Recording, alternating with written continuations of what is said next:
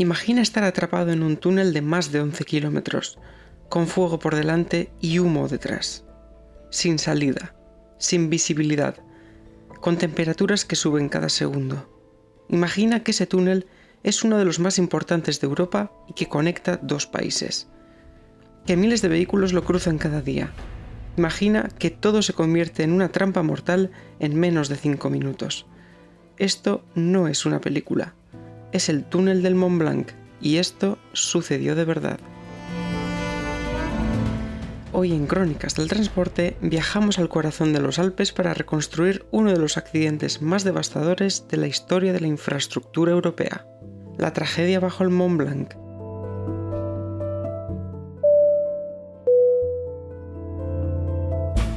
Inaugurado en 1965, el túnel del Mont Blanc fue una de las grandes proezas de la ingeniería moderna. Con 11,6 kilómetros de longitud bajo una de las montañas más emblemáticas de Europa, unía Chamonix, en Francia, con Courmayeur, en Italia. El túnel reducía de 7 horas a poco más de 15 minutos el trayecto entre ambos países. Pero esta proeza técnica iba más allá de una simple carretera subterránea. Fue una obra pionera de cooperación internacional. Durante su construcción, ingenieros franceses e italianos trabajaron desde ambos extremos de la montaña hasta encontrarse en el corazón del macizo, en una alineación que tuvo un error de apenas 13 centímetros. Un símbolo de precisión y colaboración en plena posguerra europea. Durante décadas el túnel se convirtió en una arteria vital del comercio entre el norte y el sur de Europa. Cada día pasaban por él más de 5.000 vehículos, entre turismos y camiones. Era tan estratégico que durante algunos inviernos, cuando los pasos alpinos quedaban bloqueados por la nieve, era la única vía practicable. Pero también era un lugar frágil, un tubo estrecho, con solo un carril por sentido, sin túnel paralelo de evacuación, y con una ventilación que, aunque potente en su época, no estaba preparada para lo que vendría. 24 de marzo de 1999, 10:46 de la mañana.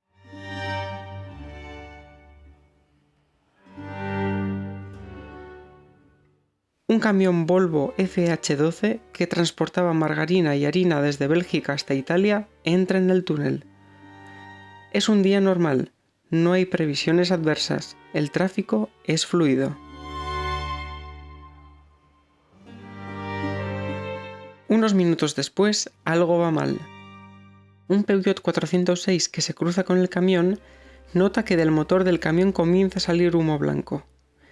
Se detiene e intenta alertar con luces y la bocina, pero el conductor del camión no se inmuta, sigue avanzando.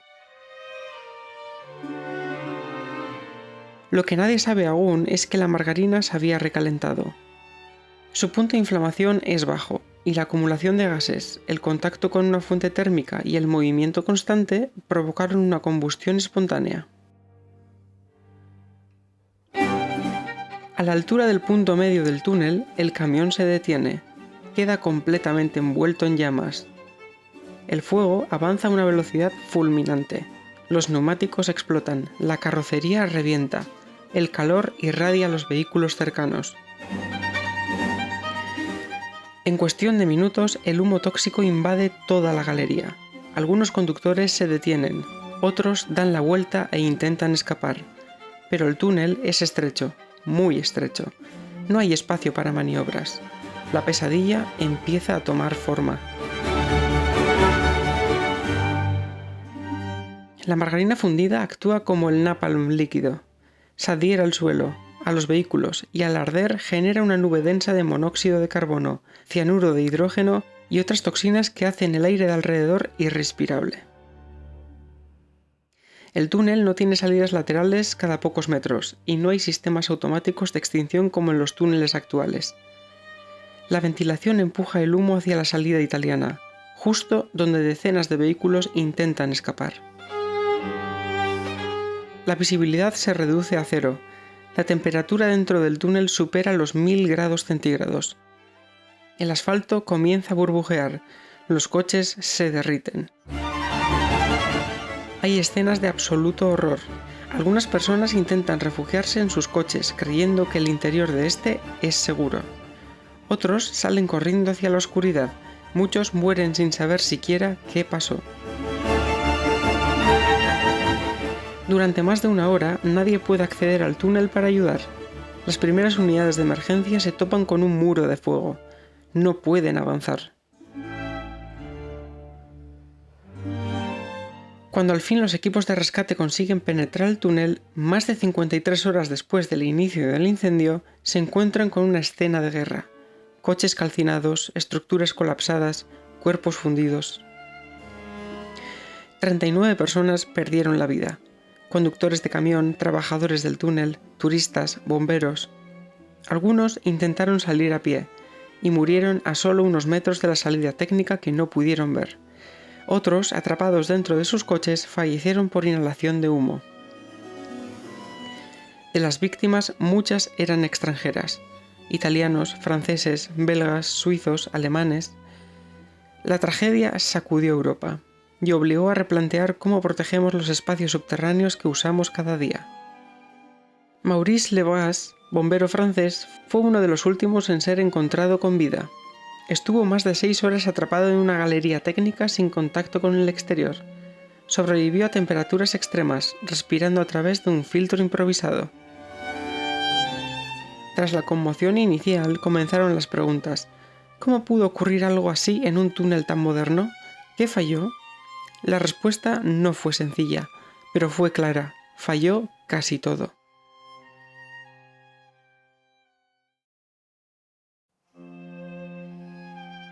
Uno, la ventilación estaba pensada para extraer humos de los propios vehículos de forma controlada, pero en este caso generó un efecto chimenea que alimentó el fuego de oxígeno y lo propagó aún más. 2. No había un protocolo claro de evacuación. Las cabinas de emergencia eran escasas y la comunicación entre los centros de control francés e italiano fue lenta, confusa y en algunos momentos inexistente. 3. Los sensores de humo no detectaron a tiempo la gravedad del incendio, y cuando lo hicieron ya era tarde. Los equipos de rescate tardaron más de 30 minutos en poder acceder. Algunos incluso se quedaron atrapados en la entrada, esperando órdenes. 4. El diseño del túnel, con una única galería y sin escape paralelo, resultó ser su mayor debilidad. No había un segundo túnel operativo que permitiera una evacuación inmediata, y eso en una estructura subterránea de más de 11 kilómetros es un fallo letal. En el juicio celebrado en 2005 en Bonneville, Francia, se sentaron en el banquillo más de una docena de acusados, responsables de la empresa de transporte, directivos del consorcio de gestión, técnicos, responsables de seguridad. Hubo condenas, pero también quedó la sensación de que la tragedia fue compartida, diluida entre decisiones que nadie quiso asumir en su momento.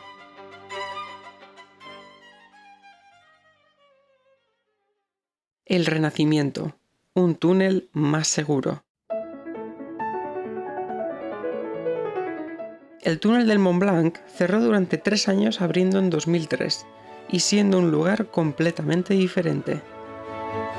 Se implementaron sistemas de seguridad punteros, sensores térmicos, cámaras cada 100 metros, puertas cortafuegos, iluminación de emergencia, megafonía directa, etc. Se construyó una galería de evacuación paralela al túnel principal. Se rediseñaron los protocolos de rescate y se estableció una gestión binacional más rápida, más directa y sin ambigüedades. Hoy, si cruzas el túnel del Mont Blanc, verás carteles, luces y señales por todos lados, y cámaras en todo momento vigilando todo lo que ocurre. Todo está medido, controlado, monitorizado.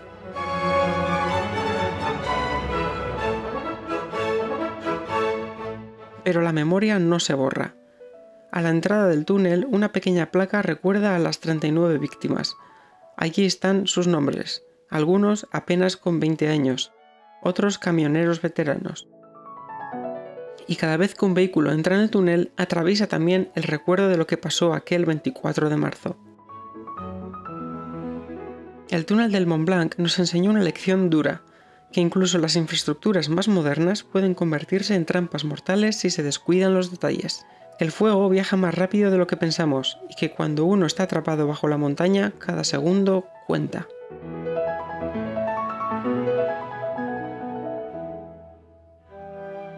Hay algo que me sigue dando vueltas desde que empecé a investigar este caso.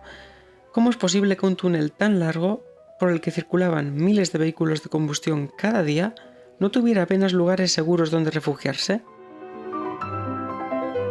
En mi opinión, era una tragedia anunciada. La pregunta no era si iba a pasar, sino cuándo. Hoy, es cierto, estamos mucho mejor preparados. Aquí mismo, en Euskadi, se han reformado túneles como los de la A15, Oiondolar, Gorosmendi, Belavieta. Se han instalado sistemas de ventilación, cámaras, iluminación LED, salidas de emergencia, todo según normativa europea. Pero no en todos los lados es así. He conducido hace poco por túneles como el de Blackwall, en Londres, y, te lo juro, dan miedo. Estrechos, oscuros, sin apenas margen. No sé si cumplen la normativa, pero la sensación es de inseguridad total. Y en esas situaciones me pregunto, ¿qué haría yo si me viera en medio de un incendio como el del Mont Blanc? Pues creo que lo primero que intentaría sería buscar un sitio donde refugiarme. Pero claro, si no está bien señalizado, si hay humo, si no ves nada, vete tú a saber. Por eso es clave que todo esté claro, visual, intuitivo, porque en una emergencia no piensas con lógica, piensas con miedo, corres, te pierdes. Me impresionó mucho saber que muchas de las víctimas murieron a escasos metros de una salida que no pudieron ver. Esa impotencia es brutal.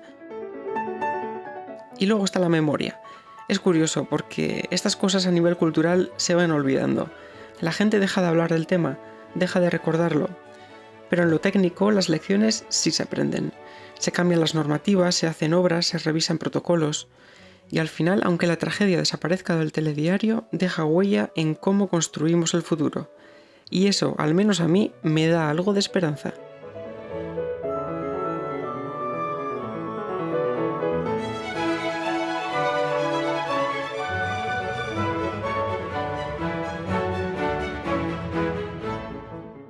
Gracias por acompañarme en este episodio de Crónicas del Transporte. Si te ha impresionado esta historia, compártela, porque hay tragedias que no deben olvidarse y errores que no podemos volver a cometer.